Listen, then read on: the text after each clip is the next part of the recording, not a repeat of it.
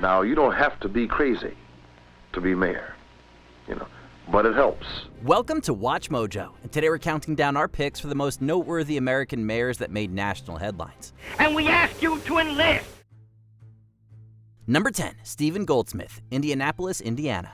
Careers in public service can often be malleable, taking on different jobs and responsibilities as politicians graduate from novice leaders to seasoned professionals. Stephen Goldsmith began his career as a prosecutor for Marion County, Indiana, before eventually earning 2 terms as the mayor of Indianapolis. I ran on an I'm not going to raise your taxes platform, and the Chamber of Commerce on the day I was elected came to visit me and said, we're really delighted you pledged not to raise taxes because we have $1 billion infrastructure deficit and we'd like you to correct it at the same time you don't raise taxes. Goldsmith served from 1992 to 2000. And during that time invigorated the city's municipal ventures by encouraging both private and public sectors to bid for contracts. And the amount of the contract was so many millions of dollars a year less than what we were spending.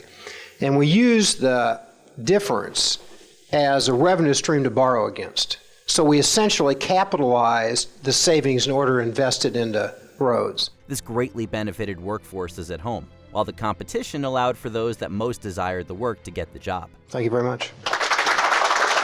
Number 9, Josiah Quincy III, Boston, Massachusetts. The legacy of Josiah Quincy III is one that looms large over New England history, particularly within Massachusetts. Quincy began the process of modernizing Boston. Quincy was only the second mayor to serve Boston, after John Phillips, and the very popular tourist attraction Quincy Market serves as his legacy. Elsewhere, it was under his watch that the police and fire departments saw restructuring. Quincy also had his eye on the city's poor population, working to make them more comfortable while strengthening Boston's school system.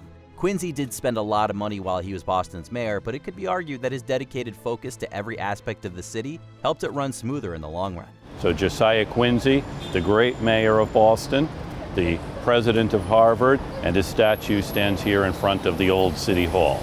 Number 8, Grover Cleveland, Buffalo, New York. It's sort of a strange statistic, but there actually haven't been many U.S. presidents who served as mayors before acquiring the nation's highest office. Andrew Johnson served Greenville, Tennessee, while Calvin Coolidge was mayor of Northampton, Massachusetts. But it was Grover Cleveland who served the largest city prior to his presidency. He was mayor of Buffalo, New York for only a year from 1881 to 1882.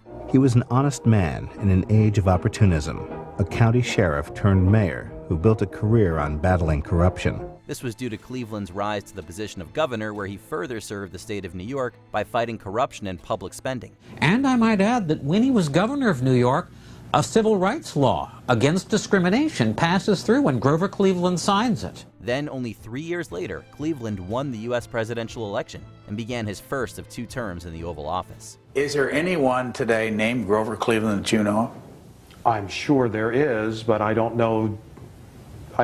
believe I know them. Number 7, Samuel M. Jones, Toledo, Ohio. He was known colloquially as Golden Rule Jones, espousing the age-old ethos of treating others as one would want to be treated. Therefore, whatsoever ye would that men should do unto you, do ye even so unto them. His mayorship of Toledo, Ohio proved that he wasn't just talk either, as he demonstrated a remarkable acumen for progressive ideas. Free kindergartens were opened under Samuel Jones's administration, as well as playgrounds and public baths for hot summer days. Jones brought many lasting and admirable improvements to the city and constantly promoted good health, exercise, and wholesome recreation. He even stripped police of their truncheon nightsticks.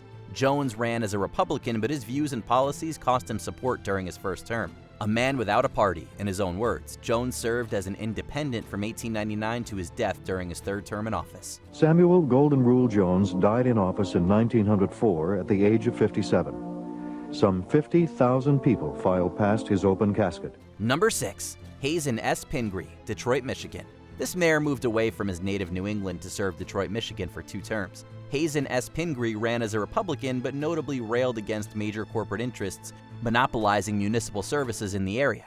Mayor Pingree rooted out corruption in the school system, drove down streetcar prices, and opened up vacant city land for growing food during the Depression of 1893. He made citizens of Detroit breathe a little easier by making the city more affordable and prosperous during a period of economic uncertainty. Pingree's most notable actions while he was in office as mayor were probably threefold. Tougher times were offset by public gardening spaces where food could be grown, while Detroit's local infrastructure was encouraged by Pingree to be locally owned and publicly regulated.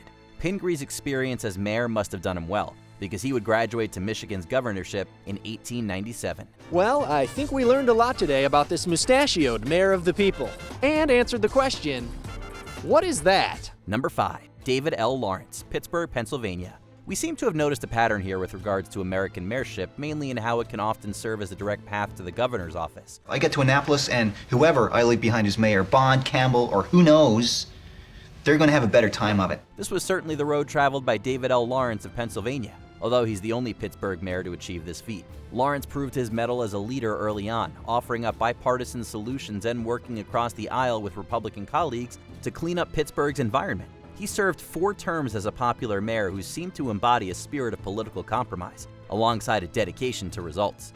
Mayor David Lawrence brings the city's message, and the new 4-story structure is officially dedicated. Number 4. Tom L. Johnson, Cleveland, Ohio.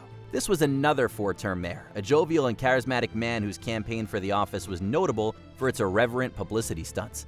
Tom L. Johnson is one of several figures from our community and our region's history who make it into national history books.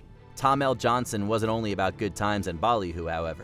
He made headlines on Inauguration Day by saving city land that today serves as grounds for such major Cleveland landmarks as Huntington Bank Field and the Rock and Roll Hall of Fame. We love Cleveland! We love Cleveland. Johnson also switched Cleveland's privatized sanitation department into a public one, lessened police punishment towards first-time offenders, and focused his efforts on community and municipal ownership. Needless to say, he was very popular with his constituents. Story goes that he wanted to be immortalized in a seated position.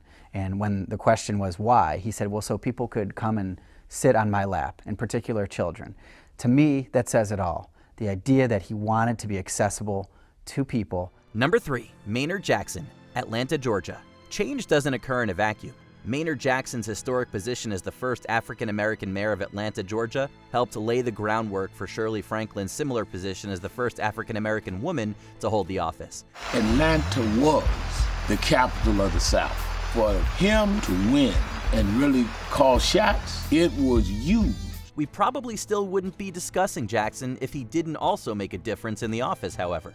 We are the city that refuses to be diverted from the positive path that stretches clearly before us. His primary focus was on race relations and police accountability, although this position did get Jackson in trouble when he installed an unqualified friend as public safety commissioner. A. Reginald Eves would later be convicted of extortion. Despite this, Mayor Jackson worked an uphill battle against Atlanta's rising crime rate. He truly believed that he could help to create a city where excellence, justice, and equality were not just aspirations. Number 2. Richard M. Daley, Chicago, Illinois. Chicagoans seem to love electing Richard M. Daley as their mayor. Together, all the mayors, we are seeking a solution that basically guarantees an increase in education funding from year to year, reduces property taxes for education, and enhances accountability by schools all across our state. This son of former Mayor Richard J. Daley took office after the distinguished tenure of Harold Washington. Mayor Daley wound up serving 6 terms before declining to run for a 7th. Still, his legacy is a complicated one, full of inarguable results with questionable methods. If you have the courage, then stand up and say, I want the CTA to bypass my ward. You'll last about a half a day. He was tough on crime, but some Chicagoans complained about unfair treatment and brutality from their police force. He lowered rates and ran municipal facilities efficiently, but did so at the expense of the privatization that Daley actually favored.